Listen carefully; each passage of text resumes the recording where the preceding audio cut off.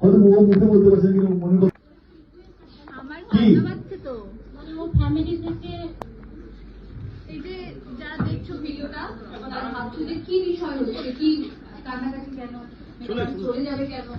আসলে এই বন্ধু কিন্তু মেকআপ আর্টিস্টই নয়, তিনি দেখা করতে এসেছে আমাদের সাথে, আর তাই এরকম অনাসমাপ্ত অবস্থায় মেকআপ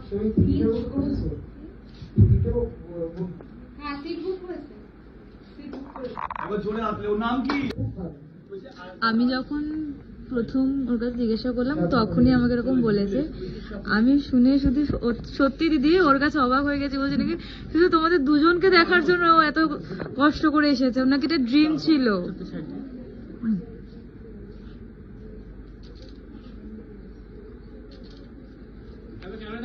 অনেক বড় হও, মেকআপ আর্টিস্ট হও, আর কখনো যদি মেকআপের কোনো বিষয় জানার থেকে কল করো। এভাবে বলে আসেনি যে আপনারা রাগ হবে বা কিছু, ওটা যদি একটু আগে ছেড়ে দেওয়া হয় তো খুব ভালো। ওকে বারবার বলছে যে একটু ছবি টবি তো তোলা হলো না, যদি পারেন তোমার সাথে আমি সেলফি তুলবো, আসো। একটা সেলফি হবে তোমার সাথে? আমি তুলি আসো। কি ভালোবাসা।